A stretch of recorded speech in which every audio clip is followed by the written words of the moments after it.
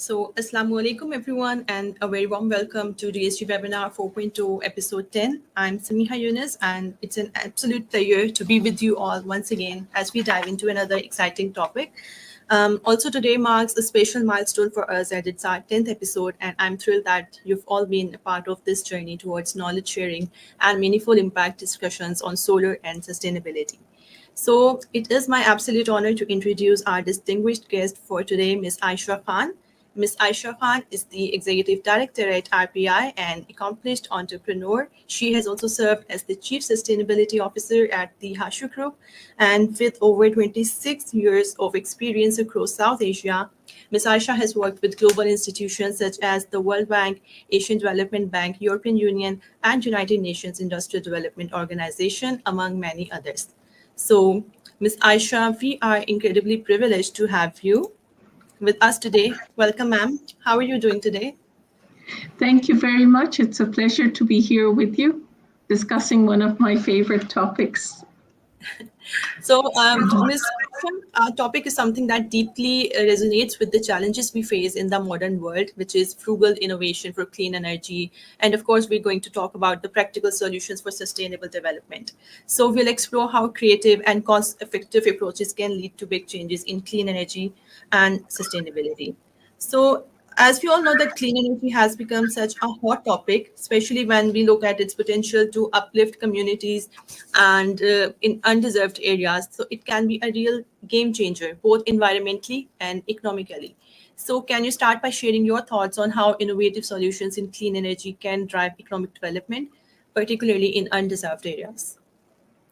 Yes, thank you very much for this very focused question. I would like to just start with looking at the concept of frugal innovation. I'm really glad you picked it up. Well, just to establish that we're all on the same page, frugal innovation is a concept that focuses on doing more with less. And it's very, very relevant to our country, to all developing countries, especially to Pakistan. And especially as we transition towards clean energy, which is absolutely critical. Going to your question, there are several ways in which innovation can drive economic development. So, for example, job creation especially. And also what it does is improve labor productivity through improved health. In job creation, we need to install renewable energy equipment. We need to maintain it. So these are some of the ways we need to manufacture clean energy components. We need energy efficiency retrofits. So these are some ways that really facilitate driving economic development. Other ways are local economic growth, for example, stimulating entrepreneurship, encouraging diversification. And then in Pakistan especially, so as a practitioner, I'm speaking from I'm focusing on the Pakistan context. Access to energy is still a major challenge, especially in rural areas. And clean energy facilitates that. We've seen examples in Sindh and across Pakistan. Of course, we have hydel energy. We have seen solarization by corporates. So there's been a fair amount of electrification in rural areas. There's much more to do. Then we have infrastructure development. That's a bit of a challenge in our country. There is work on grid expansion and modernization, energy storage, although I believe, I look forward to discussions where this is quite a challenge still in Pakistan. But that's how, these are some of the concepts of frugal innovation. So frugal, of course, we're looking at a simplification, we're looking at optimization. So these are the underlying concepts of frugality, in innovative solutions for clean energy. I think I'll here and I'll give you an opportunity to ask others. I mean, I can elaborate more. Like we have innovative financing. That's also something, what India did, our neighbor did in a decade ago, I believe, is the pay-as-you-go model. And we haven't quite gotten to that on the kind of scale that is deserved and required in Pakistan. We have community-based funding. There are several projects. I mean, if you ask me questions, I can share examples across the country. And then we do have green bonds and impact investing, but again, the scale required in Pakistan is not quite there. We have solar, wind, and hydro energy. Bringing clean energy to developing regions, there are always key economic factors that can either help or hinder long-term success. So getting the balance right is so important. So what do you think, what are some of the main economic factors to consider when implementing clean energy solutions in developing areas? And how do we make sure these solutions stay sustainable? Well, like I mentioned, that the challenges that we have is economic infrastructure, right? And that's the physical infrastructure. So, access, even something as simple as roads, and then the financing aspect of it. Also, human capital. So these are, some of the economic inputs that are very, very critical. The people's capacity, the technicians, the experts that are required. So sometimes we have the entrepreneurs. Our country, what I've noticed in Pakistan, there's a lot of creativity, a lot of initiative and innovation. But the challenge comes when we want to sustain these initiatives. And, for economic growth, even the policy environment is a local policy environment, that is required also. And also, we highlight the importance of community involvement in development projects. So I do agree that especially when it comes to clean energy, local communities are part of the process and things tend to work much better. So, ma'am, how do you think community participation impact the success of clean energy initiatives? Well, it's absolutely essential. So, I mean, as a development professional, I started my work with the Swiss government and we worked in the field, and the concept of seeing people as beneficiaries has, changed several decades ago. People in communities, they are active agents of change that we want to see, and that's how we should treat them when we intervene or when we go to a place, whether you're going as a corporate where you're working on a different project or whether you are invested in community development. So first of all is, there's a process, of course, and two things are, I think, very, very important. Sometimes we miss those. One is bringing them on board mentally, because frugal innovation is a mindset, whether it's at the policy level or the implementer level or the community level. It's about having a certain enthusiasm for using local resources to their optimal advantage.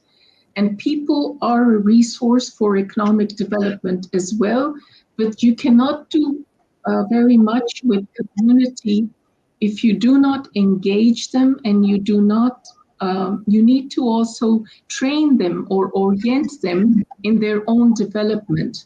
And that is something that I've practically done and experienced. And, these are best practices around the world when we speak of having sustainable examples of clean energy intervention. So you're absolutely right. You need to have community participation, and not just participation, but that's to sustain it. You have to hand it over to them. They have to then manage, because they have to contribute.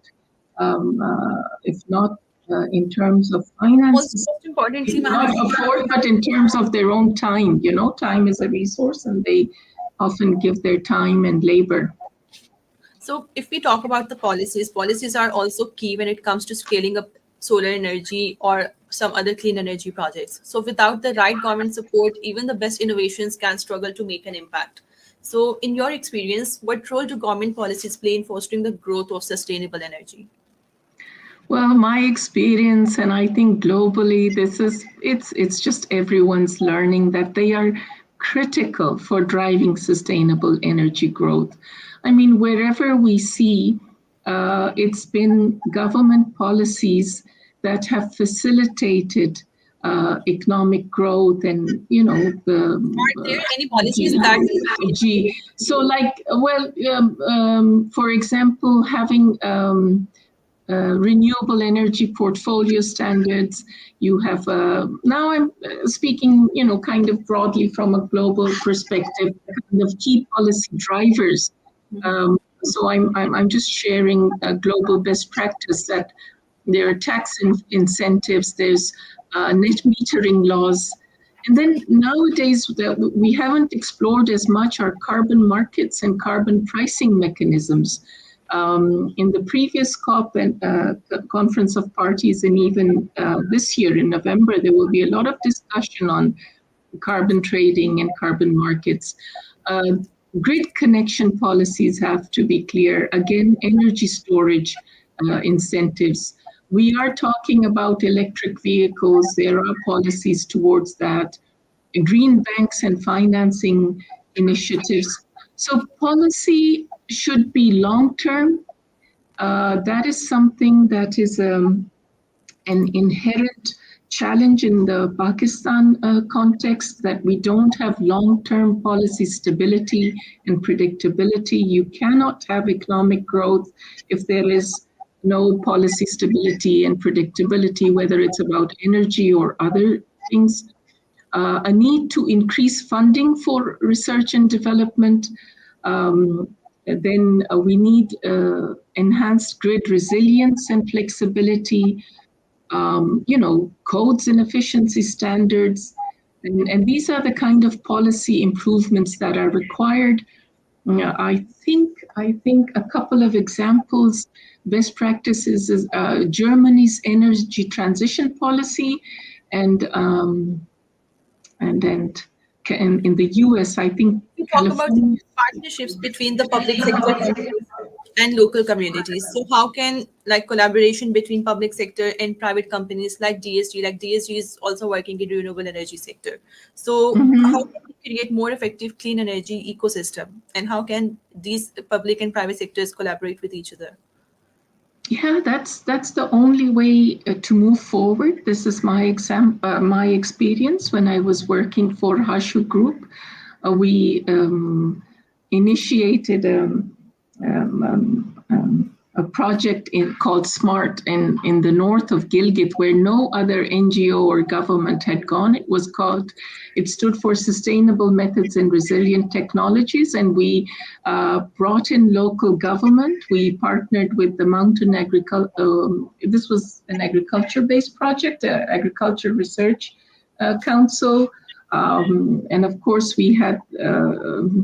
Later on, we brought in the Germans and the Australians to see what we had done, but it was entirely the Pakistani sector. So you had Pakistani organizations, you had Hashoo Group, you had local government, and you had academia and research institutions.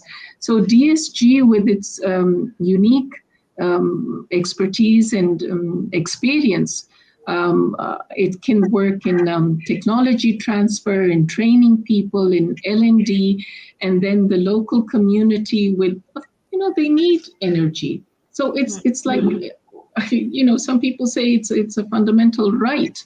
Not only is energy relevant for business, but also for education. You need the light for cooking. So just your standard of living, it supports that, a quality standard of living.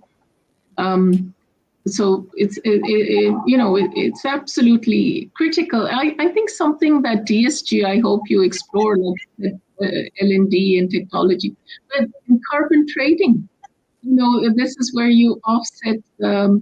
I think this is an idea that will come to Pakistan all of a sudden. and then you can offset. You can get permits, and you can get your allowances, and then sometimes we don't use as much emissions, and we can sell our So, our ma'am, credit. as you have worked with various economic models, so given your expertise, what economic models do you believe are most effective in scaling up clean energy solutions, and how can frugal innovation fit into these models? Okay, so one, generally again from experience and global examples, the effective economic models for scaling up of clean energy solutions, especially in developing countries, is what you had mentioned earlier, the public-private partnerships, where the private sector brings the investment, the efficiency, and government, of course, has the outreach and access to the public, etc. So that is one model, economic model. The other is what has been under discussion, and it's happening in Pakistan, but not very visible, is the green financing mechanism.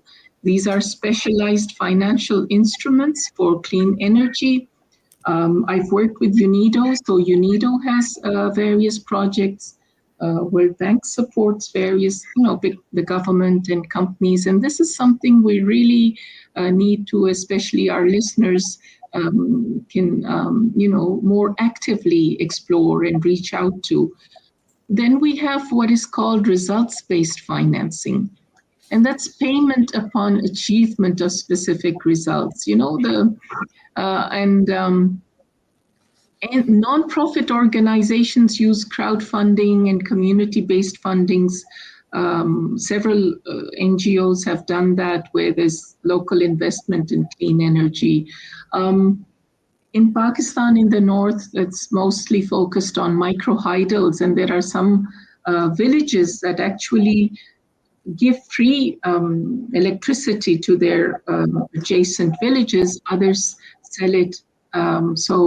But again, like I said, it's happening on a small scale. We have our SRSP, the Sarhad Rural Support Program, doing that. And I had Hashoo Foundation do that as well when I was the country director. So you'll see that. Then I mentioned carbon trading. So you have your carbon markets and emissions trading. I'm not an expert in that, but that's very exciting. I think there's so much that can be done. And then we have we have the pay-as-you-go model. This is very pertinent for us, and especially in rural areas. It's a flexible payment plan. It's affordable for energy access, where the customers purchase the devices. And then you make an initial deposit, and then the customer pays for energy in installments, daily, weekly, so if there's not a burden. Of course, you need a device. It has to be activated. You have to monitor it through a mobile app. If we have internet connectivity issues, it'll be a challenge. Otherwise, this is something that is very popular in South Asia. As I said, our neighboring country used it.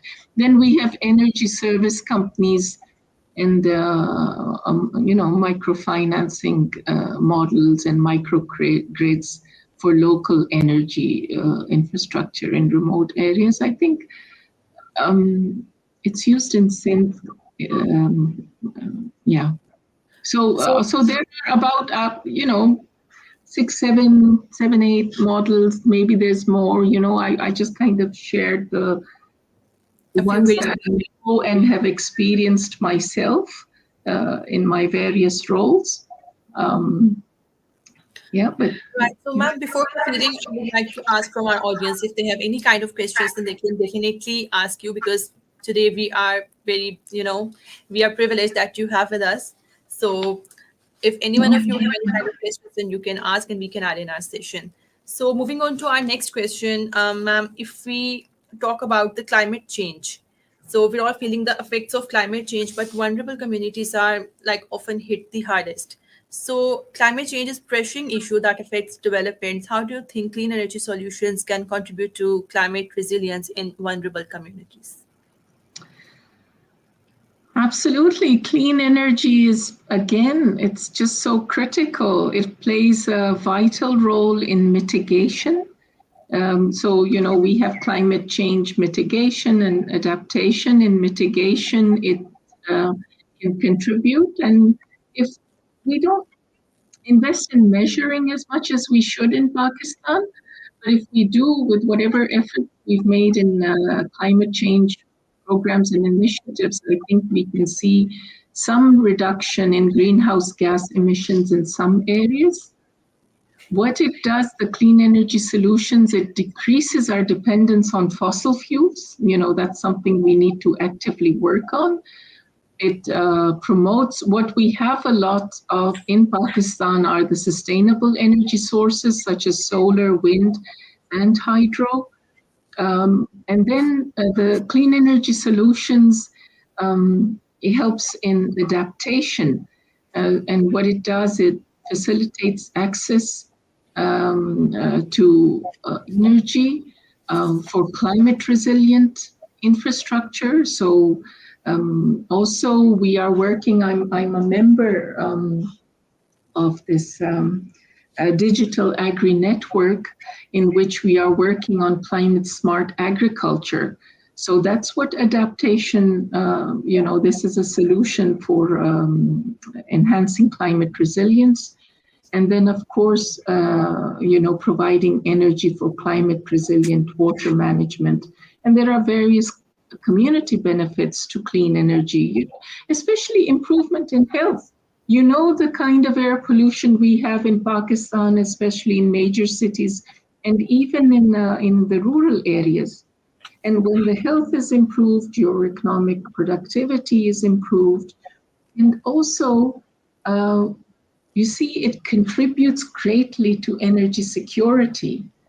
I think that's one of the reasons we are working urgently on clean energy solutions, but we must be more active in these solutions because we are not an energy secure country.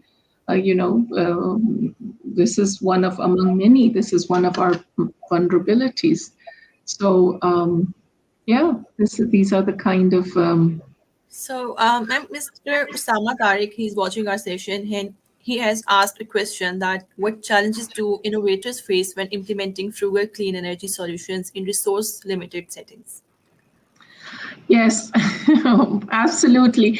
It's the resources themselves that are not a challenge, because actually in several ways, Pakistan is resource rich. But the challenges that we face is sadly the infrastructure that is available. And I had mentioned the economic infrastructure, which includes access to finance, along with physical infrastructure and the policy environment. We need, because investing in clean energy, let's say startups, businesses, or expanding your business, you need a substantial upfront investment, financial investment. And we know that that is quite challenging in Pakistan. And the current tax regime that we have seen is counterproductive. I feel it's counterintuitive for economic growth, but it's just counterproductive to investment in clean energy solutions. So I would there are a few smaller ones, but I would identify, kind of the policy environment and the infrastructure as the key challenges. And then, of course, I would add that, the skilled labor that is available, many have gone abroad to, work, to be compensated as per their skills and time in other countries. And we need to train labor over here in, clean energy projects and initiatives and businesses. Thank you. Thank you for the question, ma'am. Next, we have a question from Mr. Sneha Fazal. She's asking, how can existing clean energy technologies be modified through frugal innovation to reduce cost while maintaining efficiency? Yes, good question. So, frugal innovation is about optimization, about simplicity. So, what does that? Yeah. So, what does that mean when you simplify? What you do is the design that you have, the models that you have. Um, let's take agriculture. What is frugal innovation in that? I mean, these are things village people have done, we've done. It has happened. It's just not that visible, and the scalability is not there. So, drip irrigation. And in the field, in our communities, people use these matkas, which are clay pots, and they bury them, and they punch a hole in them, and they use that in water scarce areas for. So this is also a frugal innovation in the agriculture sector. Um, um, if you're looking at AI or technology or other things, it's about how you unpack a design, you make it easy, and you look at it in a way where you use local resources. So whether you establish a restaurant or whichever, or whatever other businesses in which you need energy. It's how you utilize the local resources. So if you're working on a project in Sindh, you'd look at the local resources you have over there, and uh, make make those more cost efficient, and optimize their utility, and just have that a bit more creativity. So you focus on it being user centric.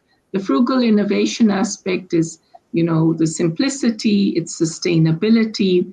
You make it environment friendly, you use local materials, and you focus on users, on the local users. All right. So, ma'am, um, you're entrepreneur yourself as well. So, what advice would you give to entrepreneurs and organizations looking to innovate in clean energy space while also considering economic stability?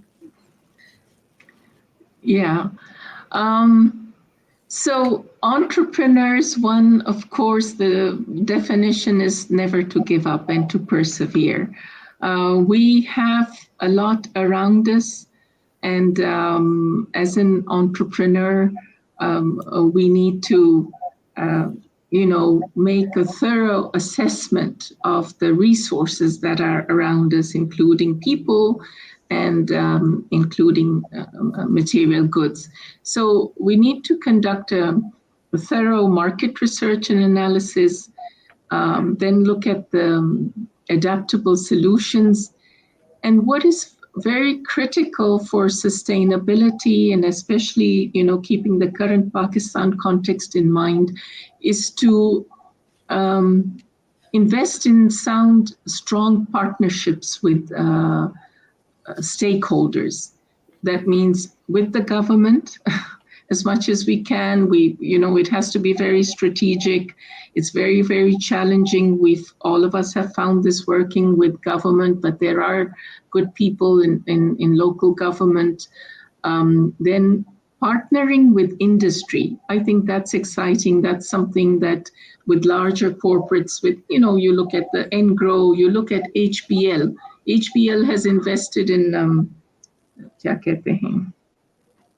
green buildings, and then communities. And then as an entrepreneur, you look at economic viability through cost-effective designs and financing models. And then,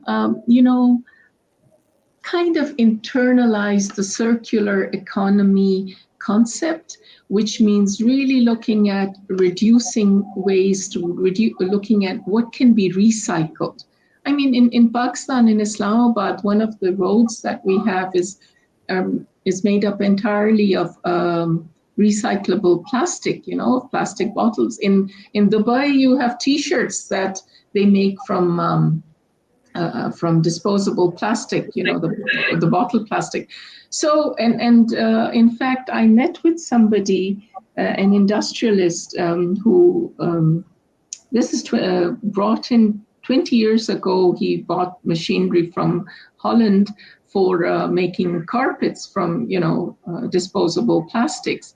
So that is an area people haven't invested in. And there are things that are going on and have gone on for, the last 2 decades, but people stay under the radar from government, especially because, there's a trust deficit there, and there isn't much support from the government for business and economic activity in clean energy. But entrepreneurs, just to sum up very quickly, is do their homework, persevere, and partner. So. All right. So, ma'am, with that, we've reached the end of today's session, and it's been such a pleasure to hear from you, Ms. Ayesha, and your insights on frugal innovation and sustainability. I think we've learned a lot today. Your depth of experience has really brought so much value to this conversation. Well, thank you. Thank you so much, ma'am, for taking your precious time for this session. Thank you very much. I'm available, and I look forward to helping as I can. Okay, thank you very much. Yeah, whenever I'm an entrepreneur coach also. So I've helped establish several enterprises and businesses. So happy to have the opportunity to speak here and discuss. Thank you. Thank you very much. Collaborations. Thank you. Thank you, ma'am. And to everyone who tuned in, thank you for joining us and being part of this webinar. And as always, stay curious, stay informed, and most importantly, stay committed to creating a better and more sustainable future. This is Samiha Yunus signing off for today. And I'll see you again in next episode. Until then, take care of yourself. Allah Hafiz.